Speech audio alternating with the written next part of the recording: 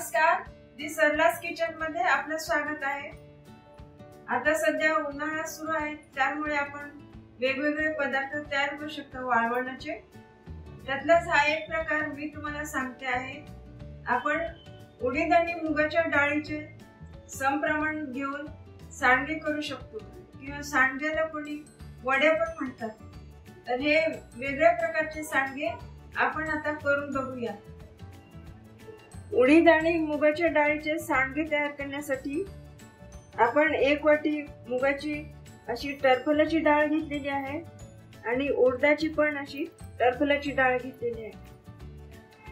त्यानंतर कोहळं घेतलेलं आहे, लसूण, लाल मिरची, टोमॅटो, जिरं, हळद, मीठ आणि कोथिंबीर हे असं त्याला साहित्य लागते। आता आपण कसं करायचं ते बघूया।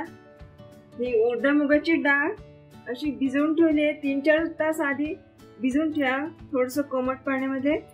नंतर याचे टरफल काढायचे, टरफल थोडेफार काढायचे, जास्त सगळेच नाही काढायचे टरफल। आणि मग हे असे धुवून घ्यायची ही डाळ, म्हणजे हे असे टरफल निघतात वरचे वरचे। परत एकदा हेच पाणी वापरून आपण टरफल काढू शकतो। थोडे राहिले टरफल तरी चालतात। याचे टरफल निघाले आपले सगळे। या डाळीतलं हे पाणी राहते हे पूर्णपणे नितरून घ्या। पूर्ण नितरल्यावर मग ही डाळ आपण मिक्सर मध्ये बारीक करायची। की पूर्ण पाणी काढून टाकलंय, आता आपण हे बारीक करू। ही डाळ आपण मिक्सर मध्ये टाकून घेऊ।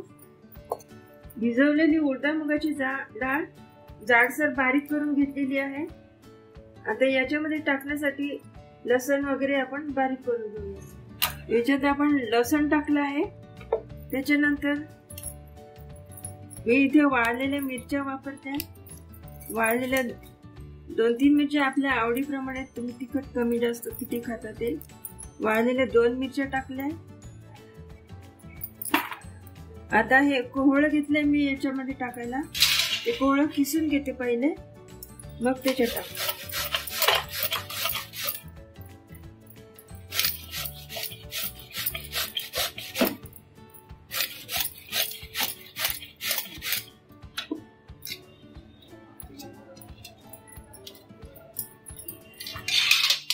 कोहळं असं किसून घेतलंय। हे कोहळं आपण तसंच टाकायचं, किस बारीक नाही करायचं। कोहळाचा किस असा याच्यात टाकायचा। याच्यानंतर टोमॅटो टाकायचा बारीक कापून। टोमॅटो जरा बारीकच कापायचा।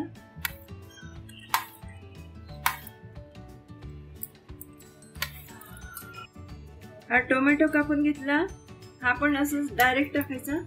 बारीक कापून घेतला आपण, याच्यामुळे वड्यांची टेस्ट खूपच छान येते। हा कोथिंबीर पण आपण बारीक कापून घेऊया।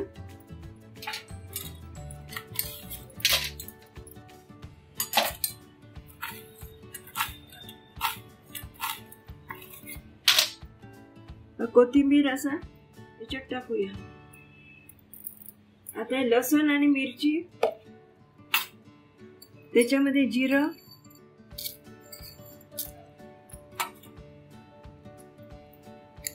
आणि हळद या डाळीमध्ये टाकायची। थोडं मीठ टाकायचं डाळीमध्ये।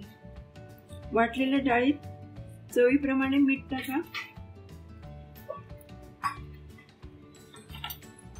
आता हे मिश्रण आपण ग्राइंड करून घेऊया। लसूण, मिरची आणि जिरं हे आपण जाडसर बारीक करून घेतलेलं आहे। हे वड्यामध्ये टाकायचं, याचा खूपच चांगला स्वाद येत आहे। आणि हे मिक्स करून आपण त्याच्या आता वड्या पाडूया। आपण आता हे सगळं मिक्स करून घेऊया। त्याच्यामध्ये आपण कोहळं किसून टाकलेलं आहे, टोमॅटो बारीक करून टाकलेला आहे, लसूण, जिरं सगळं टाकलेलं। आता हे चांगलं मिक्स करून घेऊया। खूपच छान स्वाद येतोय। याच्यामुळे या वड्या खूपच चांगल्या होतील. हे जाडसर बारीक करायचं म्हणजे त्या चांगल्या होतात वड्या. एकदम बारीक केलं तर काही चांगले होत नाही. हे असं छान मिक्स करून घेतलं आपण. आता ज्या ताटामध्ये आपल्याला वड्या टाकायच्या वाळत त्याला थोडस तेल लावून घ्या, म्हणजे त्या वड्या चिटकणार नाही. असं तेल लावून घ्यायचं छानपैकी. वड्या काढायला सोपं जाते.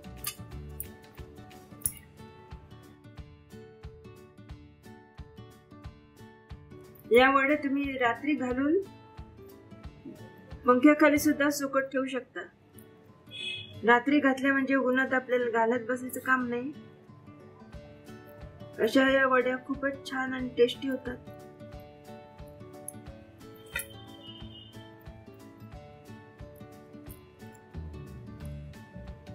असे एक एक करून वड्या घालायच्या. एकदम सोपे आहेत घालायला.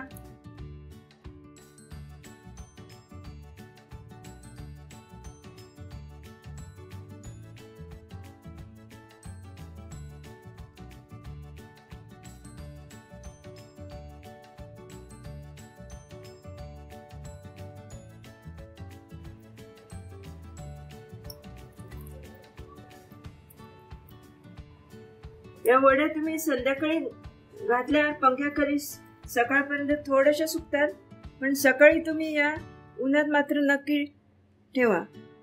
2-3 ऊन दिल्यावर या चांगल्या वाळतात.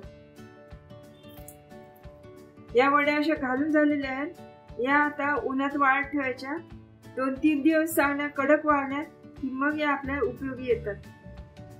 जर तुमच्याकडे ऊन नसेल तर तुम्ही पंख्याखाली सुद्धा सुकवू शकता. जरा वड्या साईज थोडा बारीक बारीक करायचा. बघा आता या वड्या आपण घातल्या होत्या. या 2-3 दिवस चांगल्या कडक उन्हात वाळवल्या. अशा चांगल्या खणखण वाजतात. चांगल्या वाळलेल्या आहेत. आणि तुम्ही किती दिवस या स्टोअर करू शकता. 1-2 वर्ष राहतात. तुम्हाला पण या वड्या आणि वड्याची भाजी पण नक्कीच आवडेल. तुम्ही पण या अशा वड्या तयार करून पहा. आणि माझ्या चॅनलला लाईक करा, शेअर करा, सबस्क्राईब करा. धन्यवाद.